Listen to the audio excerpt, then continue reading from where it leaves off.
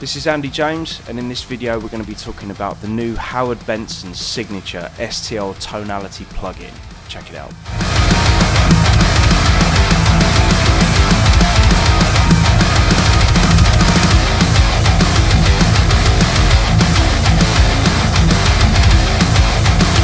Okay, so today we're going to be taking a look at the new STL plugin, and it's Howard Benson signature. Now, this is the first time STL have decided to go down the plugin route. Generally, they've mostly been known for doing Kemper profiles and Axe Effects profiles, of which I've actually got a load of Kemper profiles myself. And I was very keen to see how this was going to sound, obviously.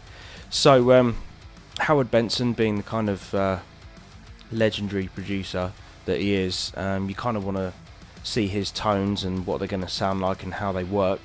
I mean, I'm going to do a couple of demos in this video where basically I'm going to be taking us through like a more heavy kind of metal use for the plugin, and then I'm going to go through using a clean tone, stereo clean tone, which I recorded, and a lead tone to go over the top of that. Now, I feel like that's going to kind of cover a big cross section of what this plugin is capable of doing. But initially I just kind of wanted to take you through the mix that I did for the heavy playthrough, and just basically how simple it was to get a tone.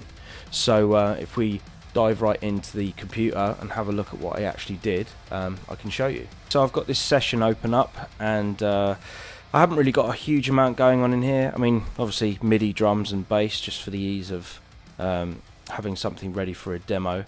And as you can see here, I've just recorded a left and a right guitar DI. There is an overdub on here as well, but that we'll kind of add that in afterwards. So yeah, basically without anything on, this is what it sounds like.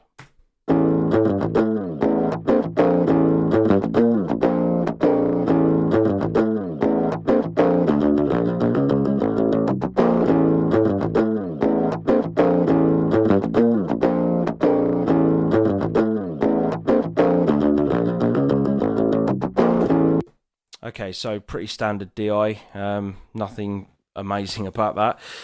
The guitar that I used for this, by the way, is my Kiesel 7-string, and it's got the 5766 EMG active pickups in there for the 7-string, and that's pretty much it. Straight into I digital record my DIs through the Kemper, so I bypassed all of that into my Boss Octo Capture interface into my laptop, and that's pretty much my signal chain just to get the DI guitar sound. But there's no Kemper on here, it's literally just to facilitate a DI. So I guess the next thing would be to basically just open up the plugin and see how it sounds right off the bat. So let me just go into the group. I've just sent this this pair of DIs to a stereo group, and then I'm just going to open up the plugin, and we're going to use the first setting that it comes to. Okay. So first of all, the thing that you see when you open up is just this amp here, which is based on an Uberschall, and up at this top right hand corner, it's got mono to stereo, and stereo. Seeing as we're sending two DIs to a stereo group, I'm going to select stereo, and let's see how that sounds.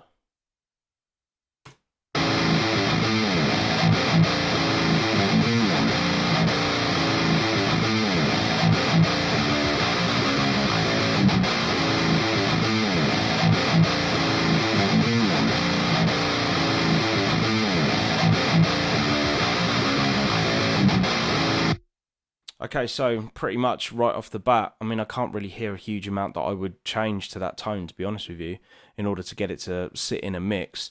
I mean, I can just add the drums and the bass in there as well, and you can hear it. And that's literally just opened up on a stereo DI to a group, and this is it in a mix.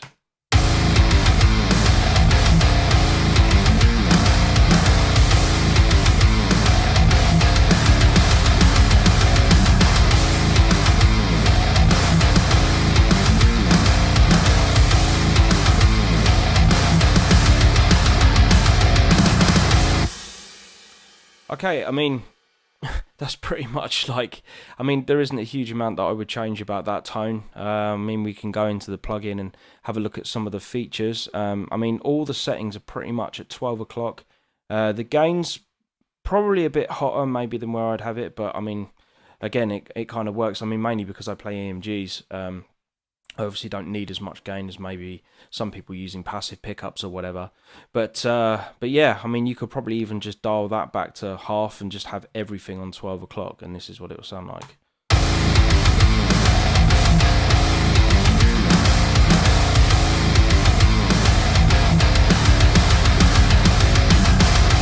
So, I mean, if we take it to another part of the song, we can just play something a little bit faster.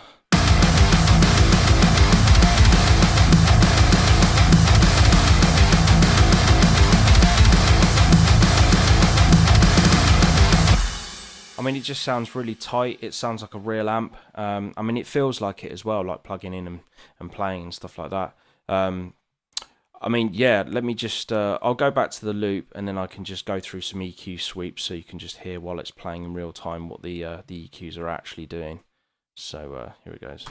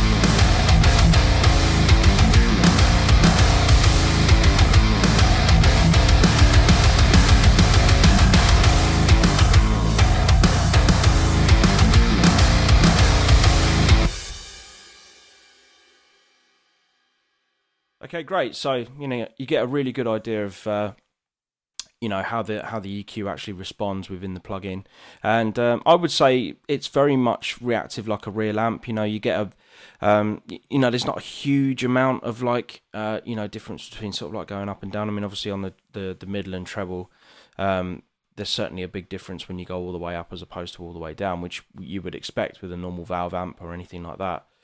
So so yeah, there's this pedal section as well. So we've got like a sort of tube screamer modeling pedal here. The delay and reverb we'll get to in a minute on another demo which I've done with more cleans and a solo as well. So yeah, obviously you can toggle each one of these on and off. The thing I like about these delay and reverb actually is it's sort of like post any of the distortion, which is always good. I don't really kind of like having effects like delay and reverb in front of, say, a distorted sound. I mean, it works for certain scenarios, but for most part, doing like lead and stuff, which is the sort of thing that I would do, I much prefer having a cleaner effect signal. So yeah, you know, let me just take you through the riff, and I'll just mess about with some of these tube screamer settings.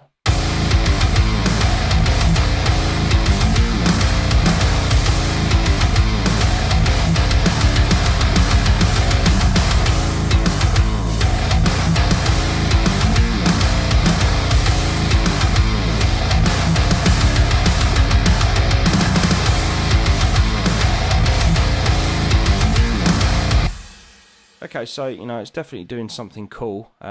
This pedal's really nice actually on the front end of this this particular amp chain, because it just kind of tightens it up a little bit. It gives it a little bit more kind of warmth and sort of saturation, I suppose, which is always nice for kind of heavy rhythms and stuff like that. And one of the last things I want to look at on this particular demo is the fact that you've got all these different cab options. So let me take you through some of the different cab options that we have.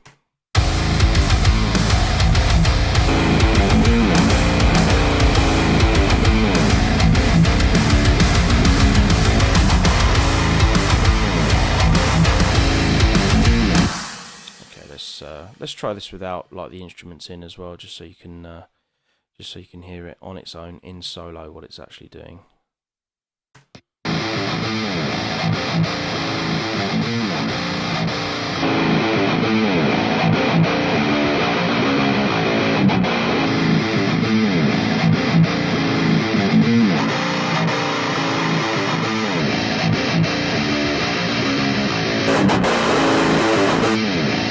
Okay, so if we select this one, you can actually go in and add in some cab IRs if you've got any loaded up in there. You can add your own IRs as well, which gives it an infinite amount of possibilities for the tones. You know, if you've got all your own favourite IRs and that kind of thing, you can load them in here. And like I say, it gives you loads of different possibilities for how the amp will react to the cab. And you know, you've got tonal shaping capabilities for days, really, doing that. So yeah, if you do make any changes to any of these amps or anything like that, you can always hit the revert button and it takes you literally back to the stock settings for each one of these amps. So we've got 5 amps, just going through the different ones here.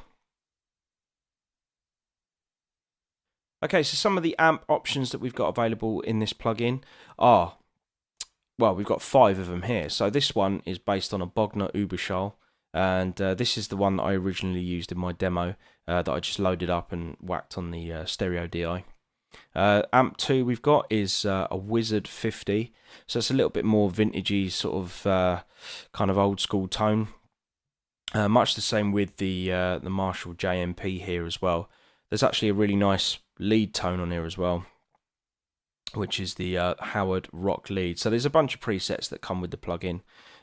So you can flick through those and see which one takes your fancy. But I literally just plugged in and stuck this preset on, and it was awesome. And you'll actually hear in the next demo what it sounds like without any processing whatsoever, just onto a clean mono DI. And the next amp we've got is it's a Fender Twin Reverb. So this is the sort of thing you'd use for all those kind of clean tones and all that sort of thing. Again, I'll be demoing that in the next demo, just so you can hear what that sounds like with a bit of clean picking and some effects as well. We've got this dreamy clean here, which is really nice for that kind of stuff, and also you get to hear some of the pedals as well, so the delay and the reverb on the clean. So the last amp that we've got is the Fender Bassman. So again, you know, this is kind of a good mixture of old school and modern with the sounds that you can get within this plugin. So yeah, let me take you through to the next demo, which is basically going to be looking at this dreamy clean setting. Let me get back to the amp it's on. Yeah, there we go. So I'm just going to do a bit of clean picking and then play a solo over the top of it using this rock lead preset. Here it is. Okay, so I've opened up a different session. I've just got a stereo clean DI here with nothing on at the moment.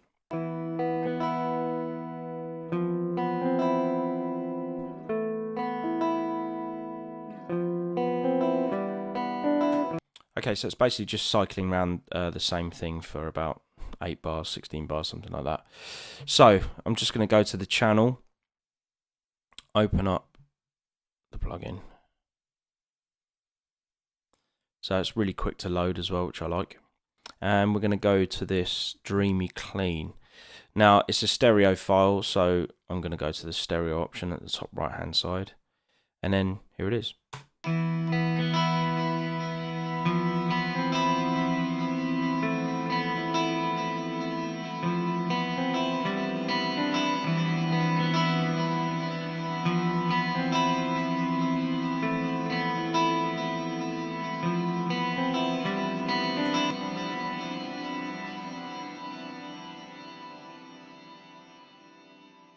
Okay, so that delay's set quite long on there. I mean, obviously you can change all those different settings with the delay time, the level, and the feedback.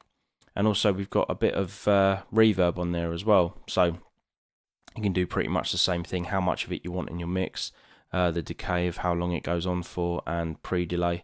So yeah, you know, you can mess around with those settings, but that's pretty much what it's like when you select that preset, and right out the gate it just sounds killer to me. Again, there's probably not a huge amount I do to that. EQ wise, but the idea with this demo is basically to show you what the plugin sounds like without doing any post-processing or anything like that, which you may or may not do in a real world scenario with this type of plugin.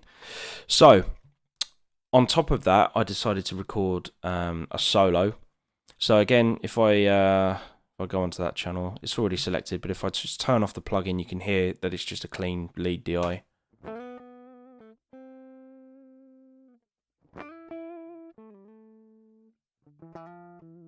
Not very exciting at all.